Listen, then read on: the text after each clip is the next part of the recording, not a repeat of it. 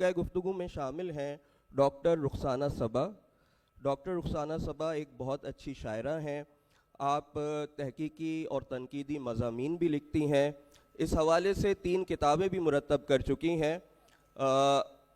انجمن ترقی اردو کے ساتھ وابستہ رہیں اور وہاں جو ایک مجلہ نکلتا ہے اس میں نائب مدیر کی حیثیت سے آپ نے خدمات سر انجام دیں، تو بہت شکریہ آپ یہاں تشریف لائیں۔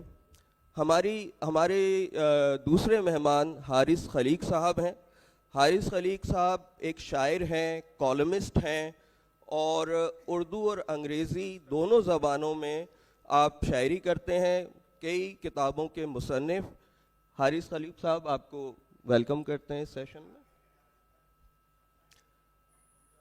اب جس شخصیت کو میں دعوت دے رہا ہوں وہ شاعرہ ہیں اور نثری نظم ان کا ایک خاص حوالہ ہے۔ نثری نظم کے 7 سے زائد مجموعے ان کے منظر عام پہ آ چکے ہیں۔ ان کی نظموں کے انگریزی اور دیگر زبانوں میں تراجم بھی ہوئے ہیں۔ ان دنوں ایک جامعہ میں تدریس کے فرائض انجام دے رہی ہیں اور ایک ادبی فورم بہت فعال انداز میں چلاتی ہیں۔ میری مراد ہے ڈاکٹر تنوین انجم سے، اور میں ان کو مدعو کروں گا اسٹیج پر۔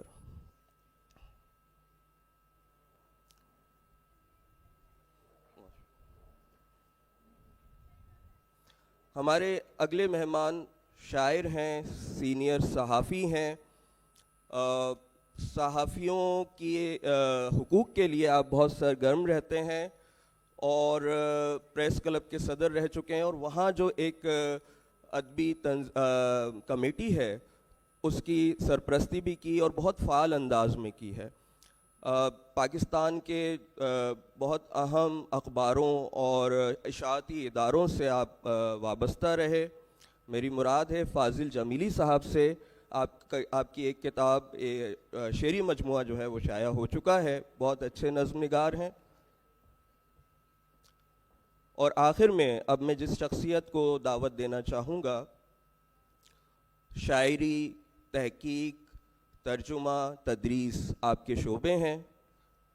3 شعری مجموعوں کے خالق، سندھی زبان سے اردو میں آپ نے تراجم کیے، ساتر کے خطوط کا ترجمہ کیا، اور بڑے خوبصورت نظم نگار ہیں۔ مختلف ادبی تنظیموں سے بھی وابستہ رہے، ڈاکٹر فہیم شناس کاظمی۔ تو ہمارا پینل یہاں پر مکمل ہوتا ہے۔ ناظرین، ہم اپنی گفتگو کا آغاز اردو نظم کے ایک مختصر جائزے سے کرتے ہیں۔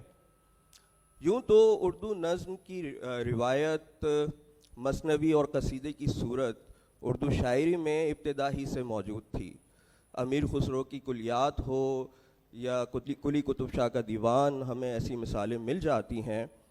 اور یہ سلسلہ آگے چلتا ہے تو میر صاحب کے زمانے میں ان کے ہم عصر نذیر اکبر آبادی ہمیں ہندوستانی ثقافت اور تہواروں کو بڑی خوبصورتی سے نظم کرتے نظر آتے ہیں۔ اور پھر مرثیے بھی نظم کی ہیئت میں لکھے جاتے ہیں۔ اور لیکن ایک تبدیلی، ایک قابل ذکر تبدیلی، یا ہم یوں کہیں کہ ایک نیا دور اردو نظم کا اس وقت شروع ہوتا ہے جب 1857 کی جنگ آزادی ختم ہو چکی ہے اور مولانا محمد حسین آزاد اور مولانا الطاف حسین حالی وہ انجمن پنجاب کے زیر اثر ایسی نظمیں لکھتے ہیں جس میں ملکی حالات اور اجتماعی مسائل کا ذکر ہوتا ہے۔ تو دوسری طرف اکبر الہ آبادی انگریز سامراج پہ طنز کرتے نظر آتے ہیں۔ ناظرین، یہ جو اس دور کی نظمیں ہیں، اس میں نظم کے موضوعات میں تو بہت تنوع پیدا ہوا اور بہت مختلف قسم کی موضوعات نظم کیے گئے، اور اس کا اگر ہم بام عروج دیکھیں تو ہمیں اقبال کی نظموں میں اور ہمارے جورج صاحب کی جو نظمیں ہیں ادھر نظر آتا ہے کہ جس طرح سے اقبال نے خودی کے فلسفے کو نظم کیا، جس طرح سے مرد مومن کا تصور نظم کیا، یا جورج صاحب کی جو انقلابی نظمیں ہیں، نشاتیہ نظمیں ہیں، یہ اردو نظم کا بہت اہم سرمایہ ہیں۔ اگر ہیت کی تناظر میں دیکھا جائے تو پہلا تجربہ نظم معرہ کا ہوا، جس میں نظم طباطبائی اور عبدالحلیم شرر کے نام سامنے آتے ہیں، لیکن اظہار کی سطح پر جو ایک بڑی جست اردو نظم نے لگائی وہ حلقہ ارباب ذوق کے پلیٹ فارم سے تھی، اور وہ آزاد نظم کا تجربہ تھا، جس میں پھر ہمارے سامنے نون میم راشد اور میرا جی جیسے اہم نظم نگار سامنے آتے ہیں۔ تو دوسری طرف ترقی پسند جو شعراء تھے، فیض صاحب تھے، علی سردار جعفری تھے، یا ساحر لدھیانوی، یہ بھی اپنے اپنے انداز سے بورژوا طبقے کے خلاف اپنا احتجاج نظم کرتے نظر آتے ہیں۔ تو ناظرین، ہم تاریخ کے اس دور پر پہنچ چکے ہیں کہ جہاں پر پاکستان بن چکا ہے، اور ہندوستان کے مختلف علاقوں، بلکہ یہ کہیے کہ مختلف دبستانوں سے شعراء اور ادبا کی ایک کثیر تعداد ہجرت کر کے پاکستان آ رہی ہے اور کراچی میں سکونت اختیار کر رہی ہے۔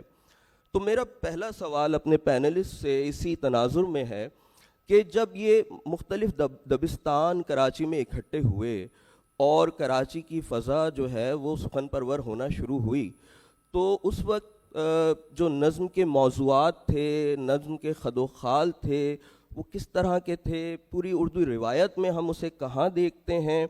چونکہ کچھ عرصے پہلے ہی ایک طرف ہمیں آزادی کی خوشی بھی نصیب ہوئی تھی، تو ہجرت کا غم بھی ساتھ ساتھ تھا۔ تو اور ان لوگوں میں بڑے اہم شعراء شامل ہیں، جوش صاحب ہیں، جمیل الدین عالی ہیں، صہبا اختر ہیں، رضی اختر شوق ہیں، عزیز حامد مدنی ہیں، سلیم احمد صاحب، ایک طویل فہرست ہے۔ تو ڈاکٹر صاحبہ، ڈاکٹر افسانہ صبا، میں آپ سے آغاز کروں گا اس سوال کے جواب کے لیے۔ جی، بہت شکریہ سلمان۔ نظم پر بات کرتے ہوئے اگر نظم پہ بات ہو رہی ہے تو یہ دیکھنا چاہیے ہمیں سب سے پہلے کہ جس عہد کی نظم پر بات ہو رہی ہے، آپ نے چونکہ 50 کی دہائی کی بات کی ہے، تو جس عہد کی نظم پہ بات ہو رہی ہے وہ اس عہد کے انسان کے خوابوں اور آرزوؤں کا آئینہ اور اپنے عہد کے جو داخلی اور خارجی اضطراب ہے یا انتشار ہے، اس کا اعلامیہ وہ نظم بن سکی ہے یا نہیں بن سکی ہے، یہ دیکھنا ضروری ہے۔ اس لیے کہ جو اچھی نظم ہے اس کے لیے جہاں فنی تقاضوں کو پورا کرنا اور اپنی جو پیرایہ اظہار ہے اس میں انفرادیت برقرار رکھنا ضروری ہے، وہاں یہ 3 باتیں بھی بہت ضروری ہیں کہ ایک تو یہ کہ وہ اپنے عصر سے جڑی ہوئی ہو، دوسرے یہ کہ وہ وقت کی سرحدوں سے ماورا ہو، اور تیسرے یہ کہ وہ جو ہے آفاقی قدروں کی حامل ہو۔ اب اگر ہم 50 کی دہائی اور کراچی کے تناظر میں بات کرتے ہیں تو ابن انشا، جمیل الدین عالی، حمایت علی شاعر، سلیم احمد، قمر جمیل، مصطفیٰ زیدی اور اپنے جو حمایت علی شاعر، اگر ہم ان لوگوں کی ہی بات کر لیں، ابن انشا، جی میں نے نام لیا، تو یہ ان میں 3 باتیں مشترک ہیں، بلکہ آپ ان کے علاوہ بھی ابھی میں اور لوگوں کے بھی نام لوں گی۔ تو ان میں جو 3 باتیں مشترک ہیں خاص طور پر وہ کیا ہیں کہ نمبر 1 یہ کہ یہ جتنے بھی نام میں نے لیے یہ سب 20ویں صدی کی تیسری دہائی میں پیدا ہوئے، جو انقلاب انگیز اور ہنگامہ خیز تھی، اور اس کے بعد پھر آپ ذرا سے چند برسوں کے کم و بیش فرق سے ساقی فاروقی اور محب عارفی اور محسن بھوپالی وغیرہ کو بھی شامل کر لیں تھوڑا، تو آپ اسی دور کا ان کو بھی سمجھیے۔ اب دوسری بات یہ ہے کہ یہ تمام لوگ پاکستان بننے کے فوراً بعد یا 50 کی دہائی کے آغاز میں پاکستان پہنچے، کراچی پہنچے، اور تیسری بات یہ ہے کہ ان سب نے کسی نہ کسی طرح اقبال کی نظم، رومانی تحریک، ترقی پسند تحریک اور جدید علوم کا جو احیا ہو رہا تھا وہ ان سب کے اثرات قبول کیے۔ جدیدیت کی تحریک تو ظاہر ہے کہ تھوڑی سی بعد میں ہمارے ہاں ذکر ہوتا ہے اس کا، لیکن یہ کہ ان کے ہاں اثرات موجود ہیں۔ اب جو رومانی تحریک تھی، چونکہ وہ تعقل، علی گڑھ تحریک کا رد عمل تھی، اور تعقل کے بجائے وہ تخیل، جذبے اور آزادہ روی کو اہمیت دیتی تھی، اور ترقی پسند تحریک جو تھی وہ سماجیات، سیاسیات اور اقتصادیات کے موضوع کو اور واضح اور راست اظہار کو، براہ راست اظہار کو اہمیت دیتی تھی، اور بلند آہنگی کو، اور اس کے علاوہ ہم یہ اقبال کی نظم کے اثرات اپنی جگہ تھے۔ لیکن جب یہ ہم ان شاعروں کا مطالعہ ایک ساتھ کرتے ہیں تو ہم دیکھتے ہیں کہ ان کے ہاں یہ سارے رنگ موجود ہیں۔ پھر ہمیں یہ بھی دیکھنا پڑے گا کہ اس زمانے کے جو سیاسی، سماجی اور سائنسی تغیرات تھے انہوں نے کیا ان لوگوں کے اس پہ اثر ڈالا، ان کے تخلیقی شخصیت پہ۔ وہ اس لیے کہ جو وہ دور تھا اس دور میں ان سب نے، جو اصل بات ایک اور مشترک تھی، انہوں نے جنگ آزادی کے بعد کی صورتحال دیکھی، انہوں نے تحریک آزادی کا عروج دیکھا، ان سب شاعروں نے تقسیم ہند کے وقت جو فسادات کا ایک بدترین المیہ ہوا اس سے جو ان کو جذباتی ضرب لگی وہ دیکھی، پھر جو سائنسی علوم کا احیاء ہو رہا تھا اس سے جو ایک تبدیلی آ رہی تھی، ثقافتی تغیر آ رہا تھا، وہ سب انہوں نے دیکھا۔ پھر اس کے بعد 50 کی دہائی کا آغاز ہوا تو جو ہے وہ کوریا کی جنگ شروع ہو گئی، تو جنگ کوریا کا بھی ایک صورتحال تھی۔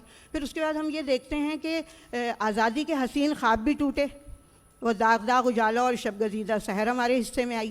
تو یہ ساری صورتحال جو ہے نا آپ کو ان لوگوں کیا نظر آتی ہے۔ مثلا آپ یہ دیکھیں، مثالیں ذرا جلدی جلدی دے کے پھر میں آگے اگر آپ کہیں گے تو میں جن شاعروں پہ مجھے بات کرنی ہے میں تھوڑی تھوڑی سی بات کر دوں گی، ورنہ پھر ہم آگے دیکھ لیں گے۔ 2-3 مثالیں میں آپ کو دیتی ہوں۔ مثلا دیکھیے، ترقی پسند تحریک نے عوامی بیداری کی بات کی اور عام آدمی کو ہیرو بنایا، تو دیکھیں جوش صاحب نے اپنی نظم میں کسان کو تہذیب کا پروردگار کہا۔ پھر اسی طرح سے ہم یہ دیکھتے ہیں کہ جنگ کی جو صورتحال تھی، اس زمانے کا جو انسان تھا اس کا سب سے بڑا خواب تھا امن۔ کوریا کی لڑائی ہو رہی تھی، کوجے کے جزیرے کے معاملات تھے، تقسیم ہند کا المیہ تھا، فسادات کا سب سے بڑا خواب تھا۔ اب آپ ابن انشا کی نظمیں پڑھ لیں، کوریا کی لڑائی، کوریا کی خبریں، کوجے کی لڑائی، پھر حمایت علی شاعر صاحب کی بنگال سے کوریا تک آپ پڑھ لیں تو یہ دیکھیں یہ بالکل۔ پھر ابن انشا کی جو نظم ہے امن کا آخری دن، بلکہ وہ تو اس لحاظ سے بھی قابل توجہ ہے کہ پنجابی زبان کی جو ٹیکنیک ہے سی حرفی، تو اس کو پہلی مرتبہ کسی اردو شاعر نے استعمال کیا ہے امن کا آخری دن میں۔ مضافات بھی اسی حوالے سے ہے۔ پھر اگر آپ دیکھتے ہیں کہ آزادی کے جو خواب ٹوٹے تو مصطفیٰ زیدی صاحب کی نظم بنام وطن پڑھ لیں آپ، یا پھر جمیل الدین علی کی نظم اس زمانے میں پاکستان کتھا ایک نظم ہے تو وہ آپ دیکھ لیں۔ اسی طرح سے آپ سائنسی تغیرات اور اضطراب جو ایک تھا اس کو اگر آپ دیکھنا چاہتے ہیں تو آپ عزیز حامد مدنی کی نظمیں دیکھیں، سب سے زیادہ تغیر وقت کا مسئلہ اور سائنس اور ثقافت کے حوالے سے جو مغایرت تھی وہ مسئلہ، سائنسی فکر اور خرد افروزی کے معاملات جوش صاحب کے یہاں بھی تھے۔ اور جمیل الدین علی کی جو نظم انسان ہے وہ شاید تو کتابی صورت میں 2007 میں ہوئی، لیکن یہ یاد رکھنا چاہیے کہ آغاز جو ہے 50 کی دہائی میں ہوا تھا منظوم ڈرامے کی شکل میں، اور بالکل جو پہلا باب ہے اور پہلا حصہ پڑھیں گے نا آپ نظم کا تو اسی میں سائنسی عناصر موجود ہیں۔ وہ تو نظمی پوری سائنسی رزمیہ ہے، اگر بات ہوگی تو ہم بات کریں گے اس پہ بھی۔ پھر ہم یہ دیکھتے ہیں کہ اگر آپ کو ہجرت کے المیے کو دیکھنا ہے تو حمایت علی شاعر صاحب کی نظم نیا عہد نامہ، مہاجر بستیاں، محسن بھوپالی صاحب کی نظمیں، اور وہ جو اضطراب ہے وہ اضطراب آپ کو سلیم احمد کیا نظر آئے گا، ان کی جو منظوم خود نوشت ہے مشرق میں، ہاں اس میں آپ دیکھ لیں پوری صورتحال۔ اور پھر اس کے بعد جو مشرق ہار گیا جو بہت کمال کی نظم ہے اس میں جو اضطراب ہے، ہمیں یہ یاد رکھنا چاہیے کہ سلیم احمد نے جو ایک انٹرویو دیا تھا اور اس میں یہ کہا تھا کہ 71 کی جنگ میں جماعت اسلامی ہار گئی تو اس کے بعد پھر میں نے اس نظم کا آغاز ہوا۔ لیکن ہمیں ایک بات یاد رکھنی چاہیے، اس بات کو لے کے نہیں چلنا چاہیے، اس لیے کہ انہوں نے یہ بھی تو کہا تھا کہ یہ نظم 35 سال سے میری روح میں پک رہی تھی۔ تو آپ ذہن میں اس بات کو ہمیں رکھنا پڑے گا کہ وہ مشرق ہار گیا جو نظم ہے وہ کتنا بڑا اضطراب ہے نا مشرق کی ہار کا، انسان کی مرکزی اکائی کی شکست کا۔ تو یہ ہے آپ کے 50 کی دہائی میں یہ ہو رہا تھا۔ بہت شکریہ رخسانہ صبا صاحبہ۔ اسی سوال کو میں تھوڑا آگے، کیونکہ کچھ نام تو آپ نے لیے، ہمارے ساتھ ڈاکٹر فہیم شناس موجود ہیں، ان کا کام بھی ہے عزیز حامد مدنی پہ اور ان کے معاصر شعراء پہ، تو 50 کی دہائی کے حوالے سے اور کون کون سے نام سامنے آتے ہیں اور کیا ان کا کنٹریبیوشن ہے؟ بہت شکریہ سلمان۔ جس عہد کا ہم ذکر کر رہے ہیں اس عہد کی ایک بہت بڑی اور زندہ شخصیت اور اہم گواہ جو ہیں افتخار عارف صاحب ہمارے درمیان موجود ہیں، اور میری چند ملاقاتیں بھی ہوئیں آپ سے اور اس دور کا ذکر ہوا مدنی صاحب کے حوالے سے بھی۔ اصل میں وہ دور ایسی سیاسی ابتری، نفسیاتی ابتری اور ایک ایسی گمبھیر صورتحال تھی کہ ہر آدمی ذاتی مسائل میں بہت زیادہ گرفتار تھا، مبتلا تھا، اور جو باہر سے آ رہے تھے، جو اتر پردیش سے آئے، جیسے مدنی صاحب آئے، تو مدنی صاحب کو بھی یہاں جاب ملنے میں بڑی مشکلات پیش آئیں، حالانکہ وہاں وہ ناگپور میں حمایت الاسلام کالج میں پڑھا رہے تھے۔ اسی ناگپور کالج میں منظور حسین شور علی شعبہ کے صدر تھے اردو کے۔ اچھا، وہ 10 سال وہاں رہے۔ اچھا، منظور حسین شور علی جب وہاں سے یہاں حیدرآباد دکن چلے گئے اور پھر وہاں سے ہجرت کر کے دوبارہ پاکستان جب کراچی آئے تو انہیں یہاں کوئی نوکری نہیں ملی۔ اگر ہم شخصیات کے اس اتار چڑھاؤ کو دیکھیں تو انجم اعظمی ہمارے پاس ہیں، اچھا محب عارفی صاحب ہیں، وہاں ہندوستان میں علی گڑھ سے پاس کرنے کے بعد، تعلیم حاصل کرنے کے بعد انہوں نے انڈین گورنمنٹ کے وفاقی خزانہ میں ان کی ملازمت تھی، مگر یہاں آ کے انہیں کلرکی کرنا پڑی۔ اچھا، یہ جو شکست و ریخت ہے یہ ایک سطح پہ نہیں ہے، یہ روحانی سطح پہ بھی ہے، جس نے ان کی شاعری کو بھی متاثر کیا، وجود کی سطح کو بھی متاثر کیا، انا کو بھی متاثر کیا۔ اور ہم یہی دیکھتے ہیں کہ اس سطح پہ انہوں نے بجائے زیادہ حیت کے تجربات میں، حالانکہ اس زمانے میں جو بہت زیادہ مباحث ہو رہے تھے وہ حیت کے لسانی تجربات اور دوسری باتیں ہو رہی تھی، مگر یہاں زیادہ تر جو باتیں، جو شاعری ہو رہی تھی کراچی میں، اس میں 2 قسم کی، ایک تو امید، جیسے افتخار عارف صاحب کا مجموعہ، ایک امید اور ایک کتاب اثاثہ ہے میرا، تو وہ اس اثاثے پہ تھے، اس کے علاوہ کچھ نہیں تھا ان کے پاس۔ اور دوسری طرف ایک ہجرت کا دکھ تھا، اپنی زمین سے کٹ جانے کا، دور چلے آنے کا، ایک نئے ماحول میں ایڈجسٹ ہونے کا، اس میں تھوڑا وقت چاہیے تھا اور وہ وقت مل نہیں پا رہا تھا۔ تو وہ ایک اضطراب جو ہے نا، مسلسل اضطراب جو تھا، وہ ان کی سب کی شاعری میں ہمیں اس دور کے جتنے بھی چشم نگراں کو آپ دیکھ لیں، حالانکہ وہ مدنی صاحب کی بہت پہلے کی بھی شاعری اس میں شامل ہے اور بعد کی بھی۔ اچھا، پھر دشت امکان ہے اس دور کی، تو چشم نگراں سے دشت امکان تک مدنی صاحب کی شاعری میں ایک واضح فرق ہے۔ کیوں کہ دشت امکان تک آتے آتے وہ ذرا ٹھہر گئے، سب شہر میں ان کو جگہ مل گئی، مگر اس سے پہلے یہ شہر انہیں قبول نہیں کر پا رہا تھا۔ یہی سلیم احمد، مجتبیٰ حسین اور مدنی صاحب، یہ تقریباً ایک سمجھے کہ گروپ کے آدمی تھے۔ افتخار عارف صاحب نے بھی بتایا تھا ہمیں۔ اور آپ ریڈیو ایک بڑا مرکز تھا، بالکل، جہاں سے بہت مختلف تحریکیں پھیلتی تھیں۔ پھر کیفے پیراڈائز ہوتا تھا یہ عبداللہ ہارون روڈ پہ، تو وہاں بہت سارے مباحث جنم لیتے تھے، تحریکوں کی بات ہوتی تھی۔ کچھ لوگ ادبی سطح پر بہت سرگرم رہے، کچھ لوگ ادب میں، شاعری میں شعر کہتے تھے، مگر اس طرح سے انوالومنٹ ان کی نہیں تھی یا شراکت نہیں ہوتی تھی کہ ہر مشاعرے میں یا ہر جگہ وہ جائے۔ ایسے جیسے محب عارفی کا ہم ذکر کریں، محب عارفی اس دور میں آئے، یہاں کلرکی کرتے تھے، اپنے گھر بچوں ایک ٹینٹ میں رہتے تھے، تو وہ بس اسی میں لگے رہے کہ کچھ اپنا کریں، مگر جب انہیں اچھی جاب ملی تو پھر ان کے پاس وقت نہیں رہا۔ تو حالانکہ وہ اس کراچی میں جب وہ ماڈرن کوارٹر پہ رہتے تھے تو وہ بہت نشستیں بھی کراتے تھے، ناظم آباد، عزیز آباد میں رہے تو بہت نشستیں کراتے رہے۔ قمر جمیل ان کے برادر نسبتی تھے۔ نظم کے حوالے سے بھی ان کی نظم اور قمر جمیل کی نظم میں زمین آسمان کا فرق ہے۔ محب عارفی صاحب کی ساری نظم کا جو محور ہے فکر اور فلسفہ ہے۔ اچھا، ان کی جو نظم ہے جراثیم کی جنگ، اگر ہم اس کا ذکر کرتے ہیں، وہ ایک شاہکار نظم تو اپنی جگہ ہے، مگر وہ اقبال کی ساقی نامہ کے بڑے قریب ہے۔ اور بڑے قریب سے مطلب یہ ہے کہ اس میں یہاں داخلی کرب نظر نہیں آتا، ایک شعوری رو ہے جس میں وہ جان کے وہ اس میں لکھتے ہیں اور کوشش کرتے ہیں کہ میری علمیت نظر آ جائے۔ حالانکہ محب عارفی صاحب کی جو غزل ہے وہ اپنی جگہ ایک بہت شاندار غزل ہے۔ اچھا اس طرح گلے آگہی کے نام سے آپ کا ایک مجموعہ شائع ہوا، اس میں صرف نظمیں ہی ہیں اور تقریباً سارے ہی سائنسی مضامین ہیں، مگر اس دور میں اگر آپ دیکھیں دوسرے سائنسی مضامین لکھنے والا آدمی عزیز احمد مدنی صاحب تھے، اور کیسے کیسے مضامین ہیں.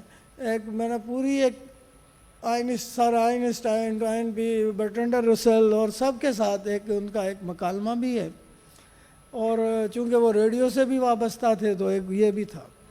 اچھا بات بہت طویل ہے، عہد بہت طویل ہے. میں چاہوں گا تھوڑا مختصر. جی میں مختصر ہی کر رہا ہوں. تو ہمارے پاس ایک مقصد جو دو قسم کے شاعر، ایک تو وہ تھے جو سراسر محب وطن شاعر، اچھا ریڈیو پہ بیٹھے ہیں، گیت لکھ رہے ہیں، ترانے لکھ رہے ہیں، بس یہی لکھتے جا رہے ہیں. جیسے صیبہ اختر کو اگر ہم اس میں شمار کریں، ریڈیو میں ان کی ملازمت ہو گئی، اب ان کا یہی کام. سلیم احمد نے بھی قومی حوالے سے کافی لکھا، مگر اس کے بعد پھر اپنی جب شاعری کی طرف آئے تو وہ بالکل مختلف تھی. اچھا اسی طرح جو منظور حسین شور علیق کی شاعری ہے، اگر ہم اور میں جو اہم بات کرنا چاہ رہا تھا وہ یہ تھی کہ یہ سارے کے سارے علیگی تھے، ایک ہی مکتب سے آئے تھے. علاقے وہاں ان کے مختلف تھے، کوئی غازی پور سے تھا، کوئی اتر پردیش سے تھا، کوئی رائے پور سے تھا، کوئی کہیں سے تھا، مگر یہاں آ کے سب جب ملے اس کے باوجود ان میں جیسے شور علیق اور انجم اعظمی، ان کی شاعری کا اگر ذکر کریں تو ان کے پاس بنیادی جو ایک ان کی شاعری کی روح ہے، نظموں کی روح ہے، وہ ایک رومانویت ہے، اور رومانویت کے ساتھ ایک عصری حیثیت یا عصری کرب جسے ہم کہتے ہیں ایک وہ بھی ہے. مگر اس کی جو رومانوی اور جمالیاتی سطح ہے وہ اختر ہیں جن کے پاس بہت زیادہ نظمیں ہیں، کے اندر ایڈجسٹ ہونے کی، اس میں سمو جانے کی کوشش کی. انہوں نے شاہ لطیف کو بھی پڑھا، انہوں نے سچل سرمست کو بھی پڑھا، ان کے فلسفے کو سمجھا، اس کو لکھنے کی بھی کوشش کی. ان کی بہت سی اچھی نظمیں ہیں جیسے جی سندھ کے جس نے پھول دیے، یا اس طرح محبت محبت محبت کرو، اس میں شاہ لطیف کا بھی ذکر ہے، سچل کا بھی ذکر ہے، مقصد یہاں کے صوفی شعراء، صوفی بزرگوں کا ذکر ہے. اس زمین کے ساتھ انہوں نے جڑنے کی کوشش کی. ایک تو یہ پہلو ہے. دوسرا پہلو ان کے پاس جو سب سے زیادہ اسٹرانگ تھا ان کے اندر وہ ایمان کا تھا. مگر ایک اور پہلو جو میں بیان کرنا چاہ رہا تھا وہ اس سارے عہد کی نظموں میں ان چار شعراء کے جو میں خاص بیان کر رہا ہوں اور مدنی صاحب کے پاس بھی، اس میں ڈرامائی کیفیت بہت ہے. مدنی صاحب بھی ڈرامے سے آئے تھے، حبیب تنویر کے ساتھ رہے، وہاں آگرہ بازار انہوں نے کیا تھا بمبئی میں، اور وہ اس دور سے آج تک ہوتا چلا آ رہا ہے ایسا ڈرامہ جو نذیر اکبر آبادی پہ تھا. اچھا مدنی صاحب کے بھی پسندیدہ شاعر نذیر اکبر آبادی تھے. اچھا پھر غالب بھی تھے. تو اب وہ جو ڈرامہ تھا وہ ان کی نظموں میں بھی آیا. بہت ساری نظمیں مدنی صاحب کی ہم دیکھتے ہیں، پچھلے پیر اور آخری ٹرام اور چوہا، اور بہت ساری نظمیں اگر ہم دیکھتے ہیں. تو اس طرح منظور علیق کے پاس ایک وفور ہے، شدت احساس ہے، جذبے کی بڑی شدت ہے، مگر اس کے ساتھ رومانویت ہے، انقلاب کی لے. حالانکہ ان کی کتاب کا نام صلیب اور انقلاب ہے، مگر اس میں آپ کو انقلاب کی لے بہت دھیمی ملے گی، رومانویت کی بڑی تیز ملے گی. صحیح. تو اچھا میرا خیال ہے کہ 50 کی دہائی کے حوالے سے ہم نے خاطر خواہ گفتگو کر لی ہے. اب ہم تھوڑا آگے بڑھتے ہیں. 60 کی دہائی آتی ہے، ساقی فاروقی کا نام سامنے آتا ہے، اور 60 کے اواخر میں اردو نظم میں ایک بہت اہم اور مختلف تجربہ ہوتا ہے، اور وہ ہے نثری نظم کا تجربہ جو خالصتاً کراچی میں کیا گیا، جس کے سرخیل قمر جمیل صاحب تھے. احمد ہمیش ایک بہت اہم نام ہے اس حوالے سے، اور جو قمر جمیل کا پورا ایک حلقہ احباب تھا جس میں افضال سید صاحب تھے، سربت حسین تھے، عذرا عباس بیٹھی ہوئی، انور سن رائے ہمارے سامنے ہیں، اور اس کے آپ اس کا حصہ رہیں. تو وہ یہ جو نثری نظم کا تجربہ ہوا، ایک تو اس کے محرکات، اس کے عوامل پھر دوسری طرف یہ اتنا مختلف تجربہ تھا کہ اس کی قبولیت اور مقبولیت کے حوالے سے کس طرح کے مسائل اور کس طرح کے جسے کہنا چاہیے کہ آپ لوگوں کو چیزوں کو جھیلنا پڑا، اپنی تحریک کو آگے بڑھانا پڑا. اور یہ تجربہ جو ہے ہم پوری اردو نظم کی جو روایت ہے اس میں آپ اس کو کہاں پلیس کریں گے؟ ڈاکٹر تنوین انجم سے میں چاہوں گا کہ اس سوال کا جواب لوں. جی ویسے تو میں نے ایک مضمون لکھا ہوا تھا لیکن آپ کے سوالات بھی کچھ مختلف ہیں. تو جو میں بات کرنا چاہ رہی تھی وہ یہ کہ قمر جمیل، احمد ہمیش اور جو مجھے شاعر کا ایک اور نام دیا تھا وہ ذیشان ساحل ہیں. ذیشان ساحل تھوڑے عرصے بعد آئے. ہاں وہ کچھ عرصے کے بعد آئے، 80 میں آئے. تو جس طرح رخسانہ نے ابھی گفتگو کی تھی کہ کس طرح سے ایک بین الاقوامی جو ایک پس منظر ہوتا ہے وہ اور سیاسی اور سماجی اور جو تبدیلیاں آ رہی ہوتی ہیں ان کے مطابق ہی مطلب ہمارے اوپر بھی وہ اثر انداز ہوتی ہیں. ظاہر ہے جو کمیونیکیشن کا جو نظام ہماری دنیا میں قائم ہو چکا ہے، اب تو خیر وہ بہت آگے بڑھ گیا ہے لیکن اس وقت بھی جو تھا اس کے مطابق جو جنگوں نے ہم پر اثرات ڈالے، پھر تقسیم کی جنگ نے جو اثرات ڈالے ان سے ہم آگے بڑھتے ہیں اور ایک نئی نسل ایک طرح سے سامنے آتی ہے. حالانکہ قمر جمیل کا جو زمانہ ہے وہ ظاہر ہے یہ لوگ تو باہر سے ہی آئے ہیں ہندوستان میں، بلکہ میں یہ کہوں گی کہ زیادہ تر شعراء جو ہیں کراچی میں نثری نظم کے حوالے سے جنہوں نے نام زیادہ کمایا وہ باہر سے ہی تھے. مطلب اگر آپ ثروت حسین کو دیکھیں اور ذیشان ساحل کو دیکھیں تو وہ بھی حیدرآباد سے کراچی آئے تھے. تو اگر کوئی انڈیجنس لوگوں کو دیکھا جائے تو شاید وہ تو، اور افضال سید بھی باہر سے آئے تھے، وہ تو شاید میں ہی ہوں اور اظہر عباس ہیں اور میرا خیال انور حسن رائے بھی باہر سے ہی آئے تھے. تو میں بات کر رہی ہوں کہ جو اردو نظم میں قمر جمیل، احمد ہمیش اور ذیشان ساحل نے کراچی کے نمائندگان کی حیثیت سے کراچی کے لیے کیا اور کراچی کے ان باشندوں نے اردو نظم کے جمال میں کس طرح سے اضافہ کیا، ہم اس پر بات کر رہے ہیں. تو یہ تینوں شاعر پیدائشی طور پر کراچی سے تعلق نہیں رکھتے تھے. اور قمر جمیل جو تھے وہ حیدرآباد دکن میں پیدا ہوئے، وہ تقسیم کے بعد کراچی میں سکونت اختیار کی اور 2000 میں ان کا انتقال ہو گیا. احمد ہمیش 1940 میں پیدا ہوئے اور بلیا سے یہاں پر آئے اور ایک چھوٹے سے گاؤں سے ان کا تعلق تھا اور 2013 میں یہی ان کا انتقال ہو گیا. اور ذیشان ساحل جو قدرے کم عمر تھے اور 1961 میں پیدا ہو کر یہاں پر آئے. تو یہ تو ان کے بارے میں ایک بات تھی. اس کے علاوہ یہ نثری نظم تھی یہ لاہور میں بھی لکھی جا رہی تھی. جیسے احمد مبارک کو بھی اس بات کا مبارک احمد کو بھی اس بات کا دعویٰ ہے کہ وہ بھی نثری نظم کے بانیوں میں سے ہیں. بلکہ مطلب بانی ہونے کا مطلب ہے کہ سب سے پہلے نثری نظم انہوں نے لکھی. عام طور پر بعض لوگ پگھلا نیلم کے حوالے سے سجاد ظہیر کو بھی اس کو بانی مانتے ہیں، مگر میرا خیال ہے انہوں نے اس کو اس طرح سے نہیں دیکھا تھا ایک نثری نظم کے طور پر.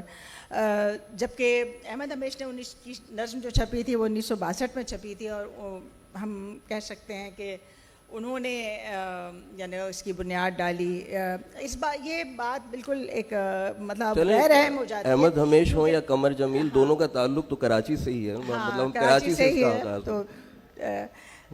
تو ظاہر جو آپ نے بتایا کہ قمر جمیل نے جس طرح سے اپنے گھر کو آباد کیا ریڈیو مطلب شاعروں سے اور ان لوگوں سے جو دانش کے متلاشی ان کے پاس پہنچتے تھے، اور ریڈیو پاکستان میں بھی ان کے دروازے ہر ایک کے لیے کھلے ہوئے تھے. اور بھی ایسے مطلب فورمز تھے جن میں لوگ، فورم تو نہیں کہنا چاہیے، کوئی فارمل نہیں تھے وہ، لیکن ملاقاتیں جو ہیں لوگوں کی چلتی رہتی تھیں. اور بعد میں اجمل کمال اور ذیشان ساحل یہ لوگ بھی ان میں شامل ہو گئے، یعنی ان کے جنہوں نے ان کو پروموٹ کیا. تو اب آپ کا سوال یہ کہ کس کے محرکات کیا تھے. اب محرکات کو میں یہ کہوں گی کہ عالمی سطح پر اس کی میں جو شعور میں جو تبدیلیاں آ رہی تھیں، تو جیسے آصف فروخی نے اپنی جو کتاب شائع کی 7 پوسٹ ماڈرنسٹ پوئٹس، تو میں کہوں گی کہ یہ ماڈرنزم سے آگے کی دنیا تھی جس میں ہمارے، اور ترقی پسندی سے آگے کی دنیا تھی. کیونکہ اس سے پہلے ہمارے ہاں ترقی پسندی بہت مقبول تھی، لیکن ترقی پسندی اور اس میں کی نظم میں بہت گہرا فرق تھا. اور وہ فرق یہ تھا کہ ترقی پسندی میں نظریات کو ایک طرح سے ایبسٹریکٹ طور پہ پیش کیا جاتا تھا, مطلب نظریات لکھے جاتے تھے, انسان کے بارے میں باتیں ہو رہی ہیں, تو وہ نظم ایک بالکل مختلف طرح سے بن جاتی ہے. اور جبکہ یہ نثری نظم نے جو ایکسپلور کیا وہ علامتوں کی اور استعارات کی ایک دنیا ہے. تو آپ جس شاعر کے بھی دیکھیں اس میں شاعری کو جو مقبول ہوئے, جیسے کہ عذرا عباس ہیں, افضال احمد سید ہیں, فاطمہ حسن ہیں, انہوں نے مطلب ایک بالکل مختلف قسم کی شاعری کی. انہوں نے عام آبجیکٹس کو, اس میں سب سے پہلے تو مجھے ثروت حسین کا نام لینا چاہیے. اور ثروت حسین نے جو کیا تھا وہ یہ, ان کی جو نظم ہے, ایک نظم کہیں سے بھی شروع ہو سکتی ہے. میرا خیال ہے اس کو ہمیں سمجھنا چاہیے کہ وہ نثری نظم کا, اردو نثری نظم یا نثری نظم جنرل, اس کا ایک موٹو ہے.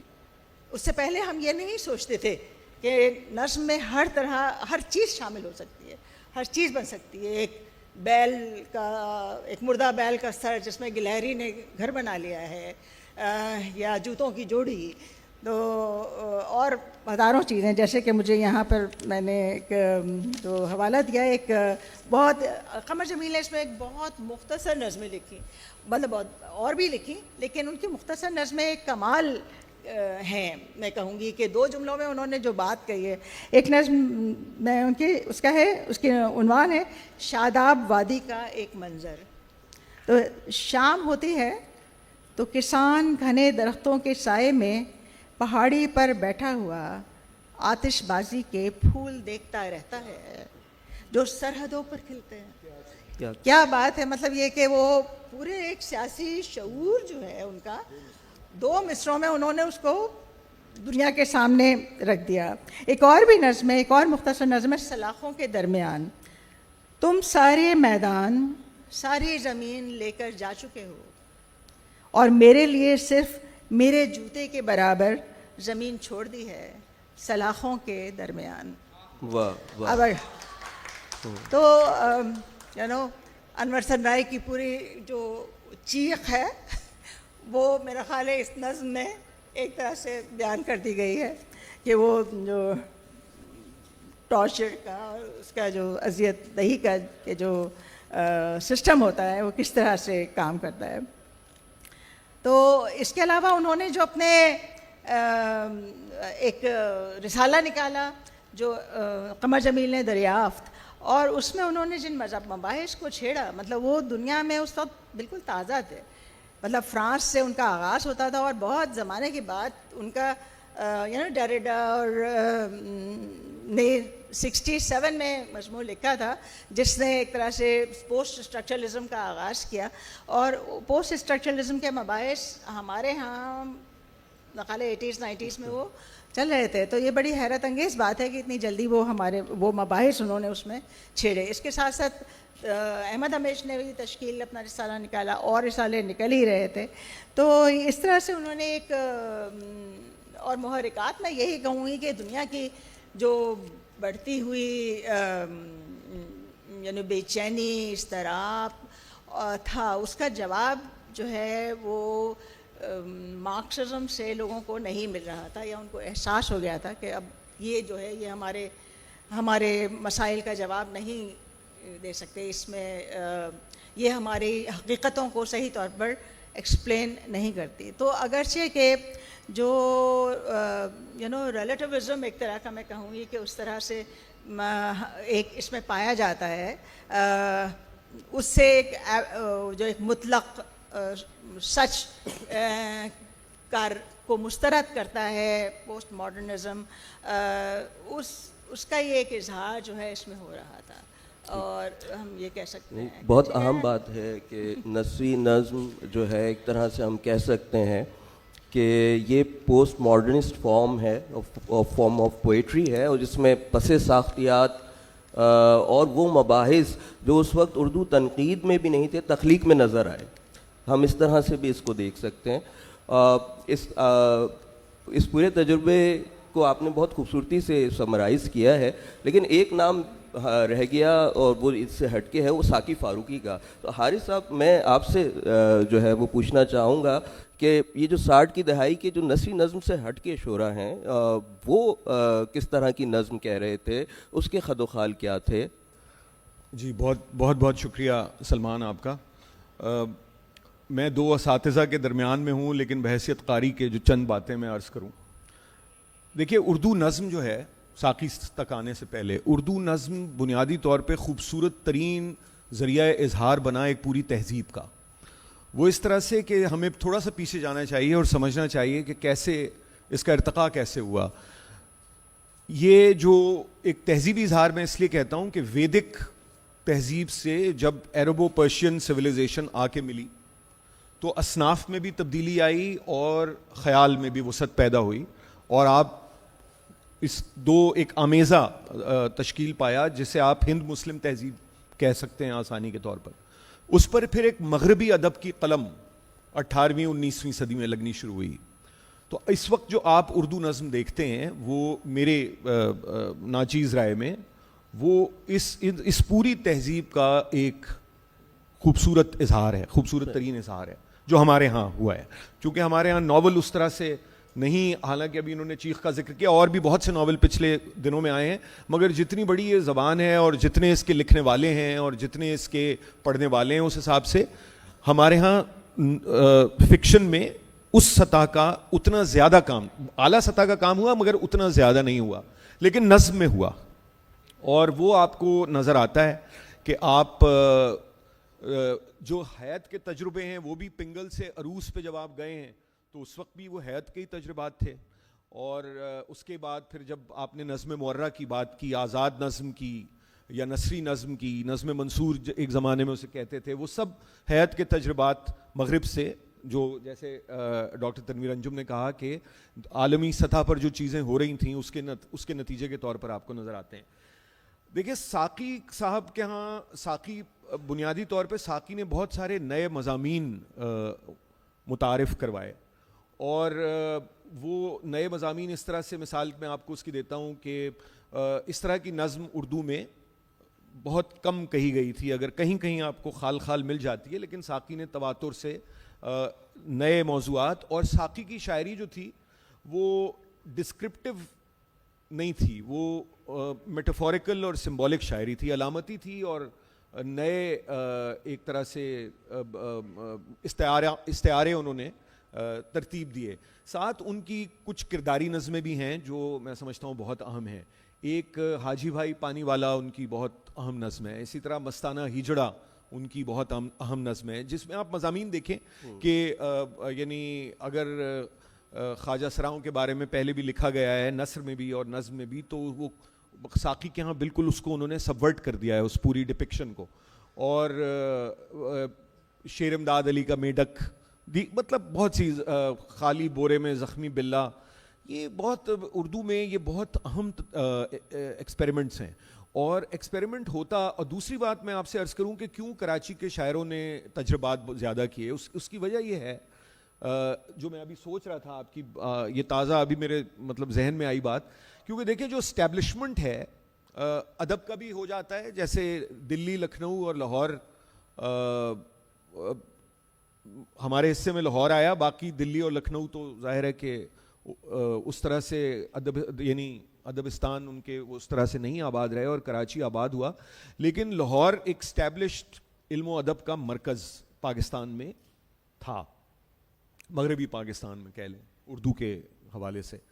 تو یہاں دوسرے شہر جو ہوتے ہیں ان میں زیادہ ایکسپیریمنٹیشن ہوتی ہے, نئے تجربات ہوتے ہیں, اور لوگ آگے بڑھنے کی اور نئے خیالات کے یعنی پیدا ہوتے ہیں, اور نئی تشکیلات اور نئے اصناف یہ آپ کو ہوتا ہوا نظر آتا ہے. تو یہی کیفیت لاہور کی تھی 19ویں صدی میں, جب دلی اور لکھنؤ کے بڑے مراکز اور عظیم آباد اور حیدرآباد کے نسبتاً چھوٹے مراکز موجود تھے. تو لاہور میں آپ دیکھتے ہیں کہ نئی نظم اور نئے ایکسپیرینسز, نئے ادبی تجربات آپ کو ہوتے ہوئے نظر آتے ہیں. وہی آپ کو پھر 20 کے اور 21ویں صدی کے شروع میں بھی, اب تو ایک ربع صدی گزر گئی ہے, آپ کو کراچی میں ہوتے ہوئے نظر آتے ہیں. تو وہ ایک میں سمجھتا ہوں, اور پھر وہ ایک ظاہر کاسموپولیٹن شہر, اور مختلف, آپ نے جیسے پہلے بھی بات ہوئی کہ مختلف شہر یہاں سارے اکٹھے ہوئے, امرتسر سے لے کے عظیم آباد تک اور سری نگر سے لے کے حیدرآباد تک کے لوگ جب یہاں بسے آ کے, تو ظاہر ہے کہ ایک اس میں ایک نیا پن اور ایک تازگی پیدا ہوتی ہے جو کہ کراچی میں ہوئی. اور وہ آپ کو اور بھی بہت سے شاعر اس میں نظر آتے ہیں. فہمیدہ ریاض کا ذکر بھی اگر آپ 70 کی دہائی میں آ جائیں تو وہ ابھی تک چونکہ بات نہیں ہوئی ہے کہ اردو کی ایک نہایت, میں اسی طرف آ رہا تھا.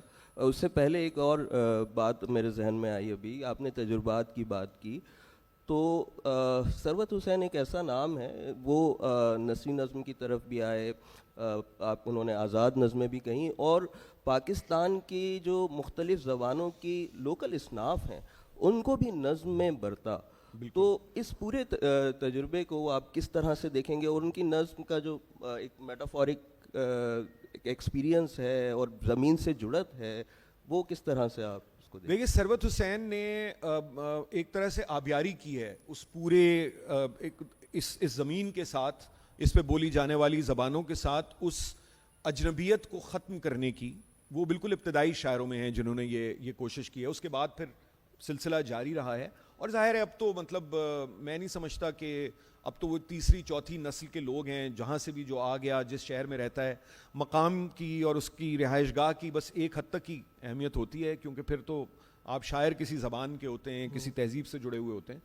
تو لیکن ثروت نے وہ شروع کیا کام, اور آپ یقین کریں سلمان, آپ کا تو خیر ظاہر ہے ایک بہت ذاتی تعلق ہے, لیکن ان کی جو نظم فرشتگاں ہے وہ فرشتگاں نظم ہے, مگر اگر وہ انگریزی اور مغربی شاعری میں کھبے ہوئے نہ ہوتے تو فرشتگاں اردو میں نہیں کہی جا سکتی. جو چھوٹے چھوٹے ٹکڑے ہیں, اگر آپ 12 فلاں کا فرشتہ اور فلاں کا فرشتہ, تو ثروت کے ہاں ثروت جو ہیں وہ جتنے روٹڈ ہیں, دیکھیں نا ہوتا کیا ہے کہ آپ کے درخت کی جڑیں کسی ایک زمین میں بہت گہری ہونی چاہیے جو ان کی یہاں تھیں, اس کے بعد آپ شاخوں کی صورت میں پھیل جائیں دنیا میں جہاں بھی آپ پھیلنا چاہتے ہیں. بات آپ نے کی, ہم بات کو آگے بڑھاتے ہیں. 70 کی دہائی میں جس طرح سے نثری نظم کا تجربہ اپنے ایک فل فلو میں نظر آتا ہے, اور اس میں شاعرات بھی ہمیں جو ہے وہ پارٹیسپیٹ کرتی ہوئی نظر آتی ہیں, لیکن کچھ شاعرات جیسے کہ فہمیدہ ریاض ہو گئیں یا جو ہے وہ زہرا نگاہ ہو گئیں, یہ لوگ جو ہیں ان کا مطلب رجحان وہ آزاد نظم کی طرف ہی رہا.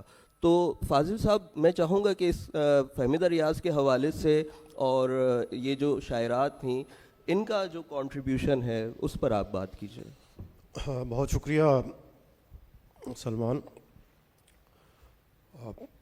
آج کی یہ جو نشست ہے بیسیکلی ٹاپکس الگ الگ دیے گئے تھے, لیکن اب یہ تھوڑی سی بے ترتیب ہو گئی, اور اب میں لکھ کے لایا تھا فہمیدہ پہ اور ذیشان ساحل پہ بھی, لیکن ابھی مختصراً ہی بات ہو سکتی ہے.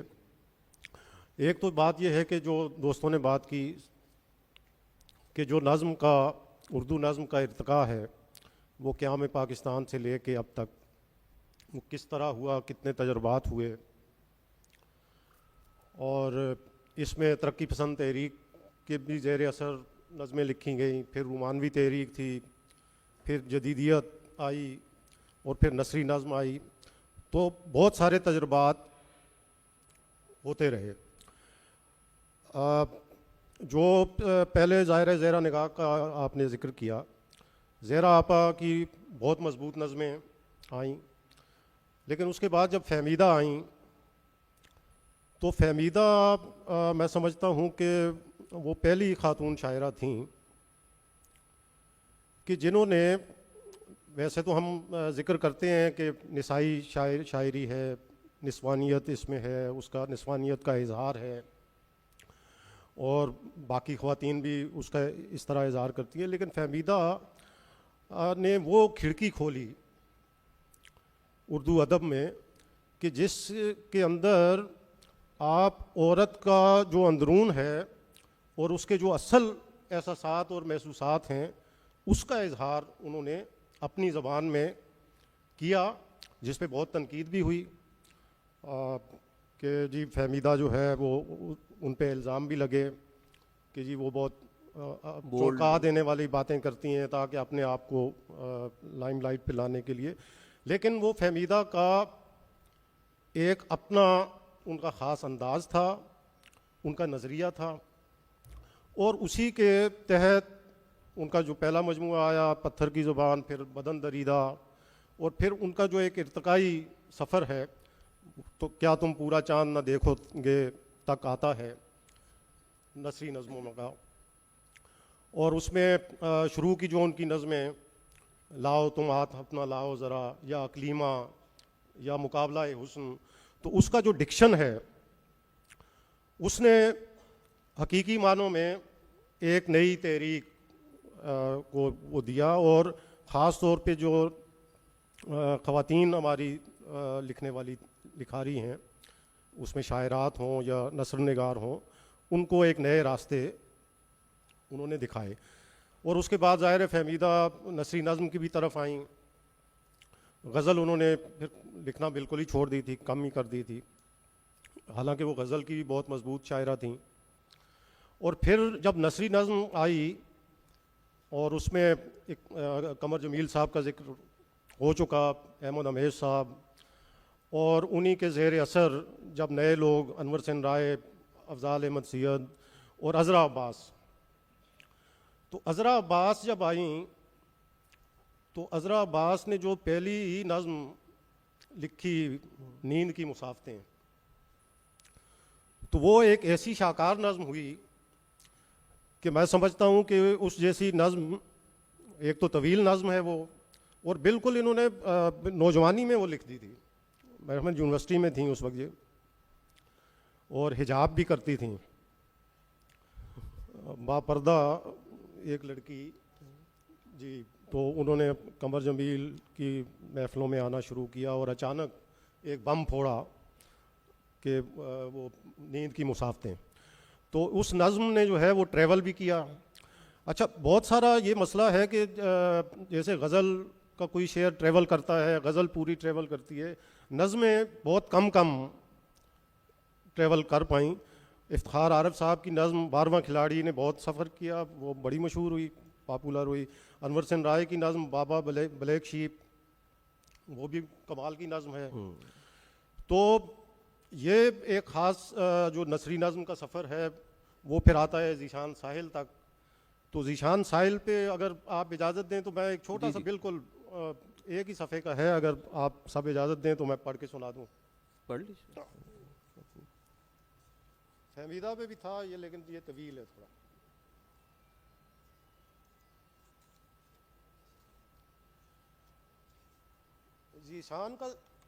ذیشان کا جو زمانہ ہے وہ ظاہر ہے جب حیدرآباد سے ذیشان کراچی آ گیا 90s میں, تو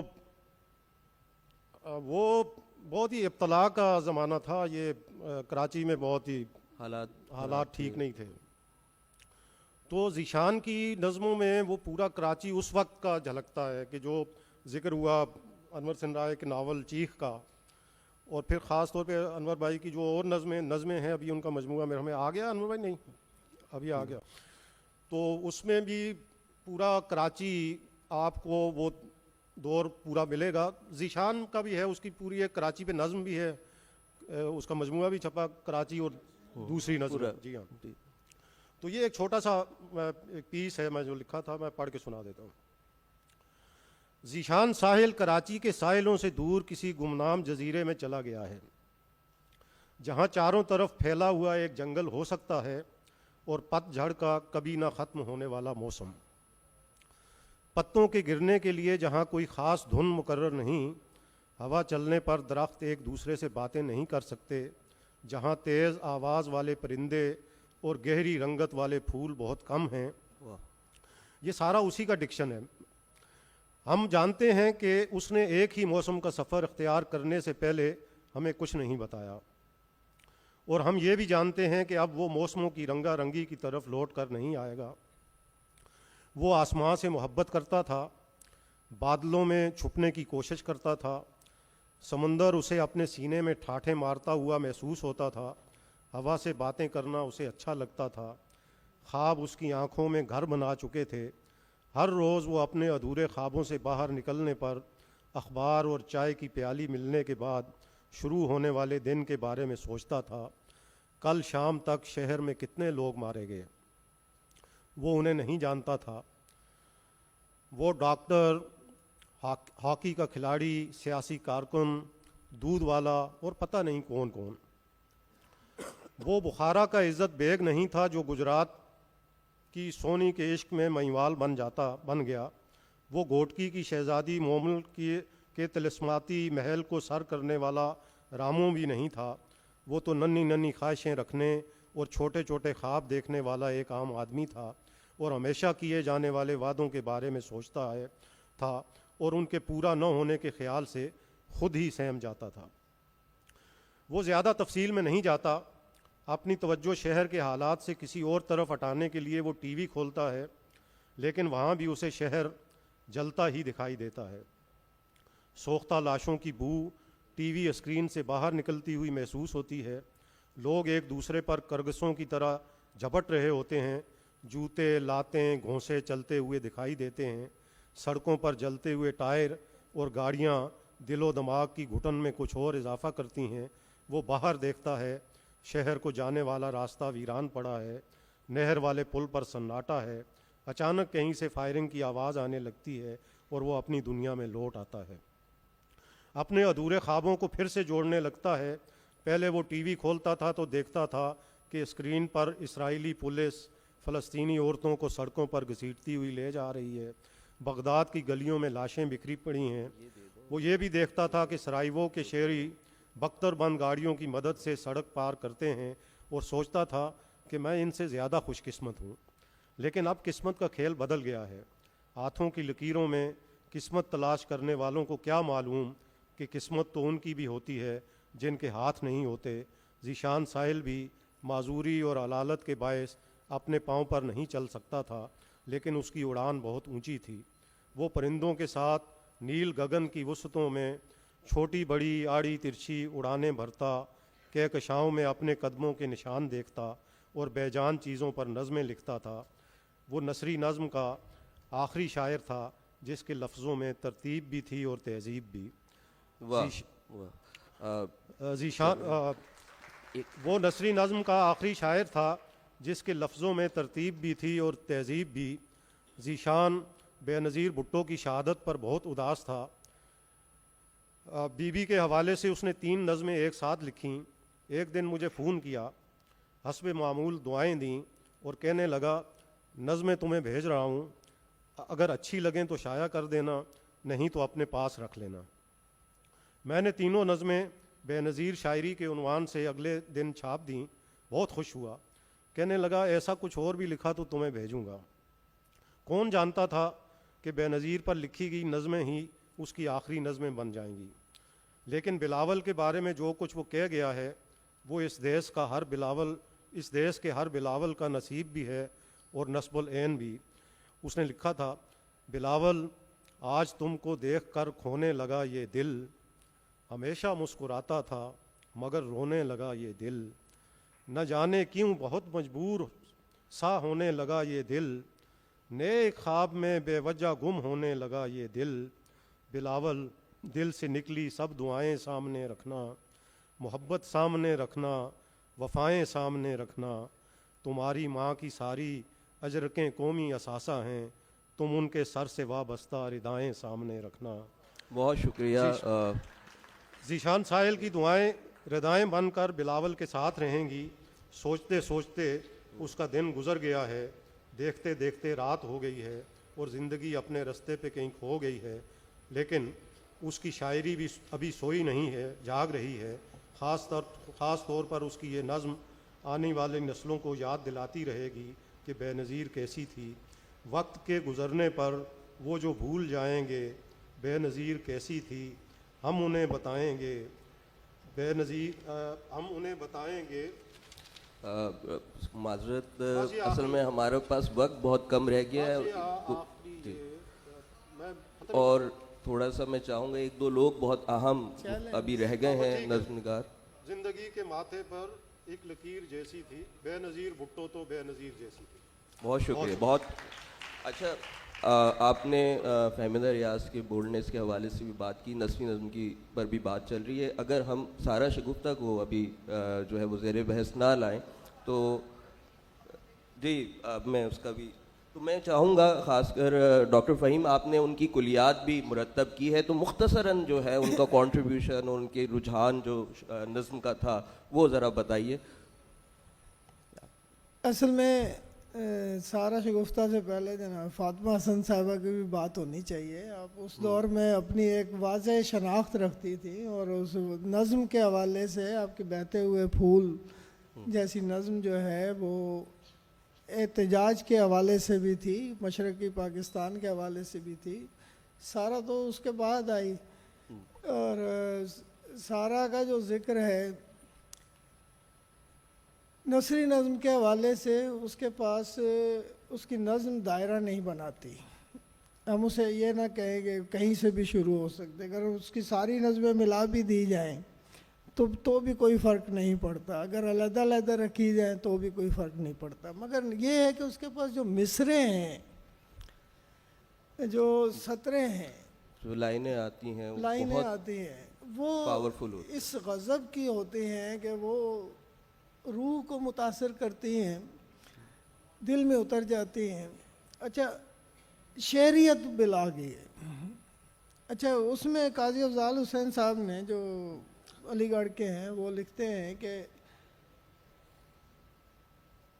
اس کی جو شاعری ہے اس کے اندر جو ایک فطری بہاؤ ہے, فطری ایک فکر کا ابار اتار چڑھاؤ ہے, وہ اس کے ساتھ بڑھتی ہے اور اس کے ساتھ ختم ہو جاتی ہے.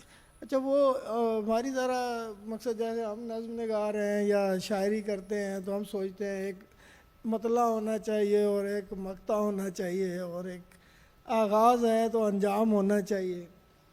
اسے اس کی قطعی پرواہ نہیں ہوتی. اچھا وہ سوچتی بھی نہیں ہے, اور اس پہ اس کو فکر بھی نہیں ہے کہ یہ شاعری ہے بھی یا نہیں.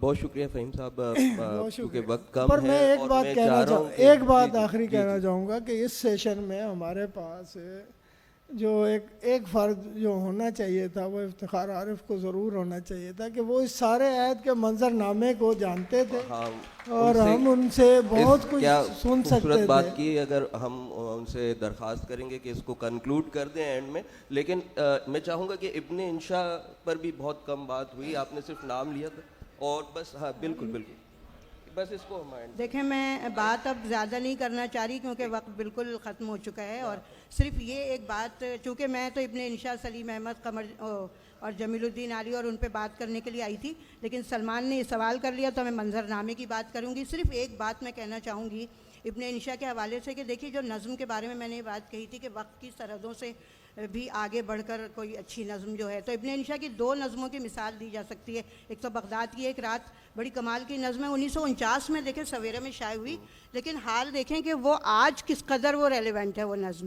اور آج وہ ابروئے سام کا ادنا سا اشارہ ہو اگر قومیں بک جاتی ہیں اور تخت الٹ جاتے ہیں, تو آپ یہ دیکھیں انکل سام اور عرب حکمرانوں کا جو گٹھ جوڑ ہے اس نے ہمیں کہاں پہنچا دیا.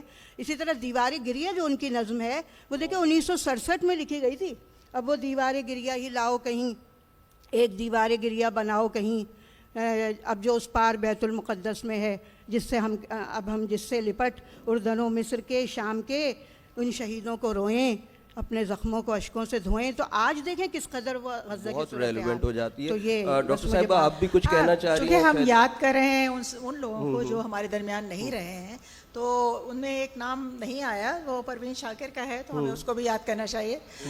اس کو ہم ایک فیمنسٹ تو نہیں کہتے ہیں, اور شاید یہی ہمارا ایک طرح کا باعث بھی ہو سکتا ہے, کیونکہ ہم لوگ آج کل تو مطلب فیمنزم میں ڈوبے ہوئے ہیں سب کے ساتھ, ساری خواتین. تو بہرحال وہ بھی ایک شاعرہ تھی جس سے میرا خیال ہے فیض کے بعد سب سے زیادہ مقبولیت حاصل کی, تو اس کو بھی یاد کرنا ضروری تھا. بہت شکریہ. ایک آدھ سوال ہم لیتے ہیں آڈینس سے اور اس کے بعد پھر ہم اس کو وائنڈ اپ کریں. اچھا سوال کی ٹائم نہیں ہے, سوال. ہیلو, وہ اجازت نہیں دے رہے, شکیل بھائی بیٹھے سامنے ہیں, اگر آپ چلے چلے کر لیجیے آپ میرے خیال سے شکیل بھائی 1-2 منٹ میں. جی جی جی جلدی.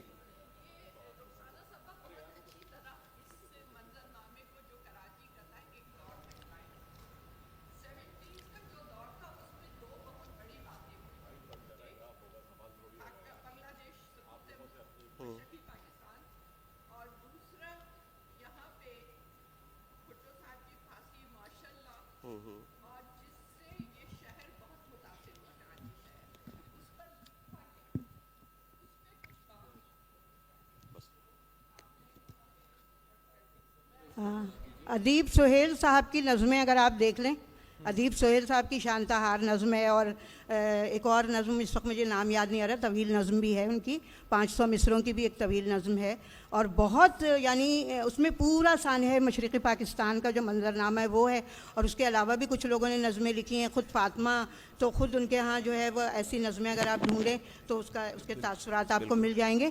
اور پھر اس کے بعد جو آپ کہہ رہی ہیں کہ دوسری بات آپ نے کیا کہی تھی, ہاں یہ بھٹو صاحب کی پھانسی کے حوالے سے بہت ساری نظمیں ہیں. اور کراچی کے منظرنامے میں بھی, اور ابھی دیکھیں جیسے کہ فاضل جمیلی صاحب نے بھی ذکر کیا بے نظیر کی شہادت کے حوالے سے, تو اس پہ بھی بہت کام ہوا. اور مطلب اگر آپ تمام منظرنامے کو دیکھیں اور تمام نظم نگاروں کی نظمیں ایسی, میں نے تو جازب قریشی صاحب کی بھی بڑی خوبصورت نظم میرے قاتل و آؤ ایک نظم میں نے پڑھی, تو اسی تناظر میں تھی وہ شہراشوب کے حوالے سے جو ہے. تو اس وقت چونکہ نہیں ہے تو ورنہ پھر اس پہ اور تحقیق ہو سکتی ہے. تقریباً ختم ہو گیا ہے, اور میرا خیال ہے تھوڑا بہت تو تشفی ہوئی ہوگی اس جواب سے. جیسا کہ عموماً ہوتا ہے اس طرح کی گفتگو میں ہمیشہ ایک تشنگی سی رہ جاتی ہے, لیکن بھرپور گفتگو آپ لوگوں نے کی. آپ لوگوں کی آمد کا بہت بہت شکریہ, اور اس سیشن کو ہم یہاں اس کو اینڈ کرتے ہیں. بہت شکریہ آپ سب کی آمد کا. ایک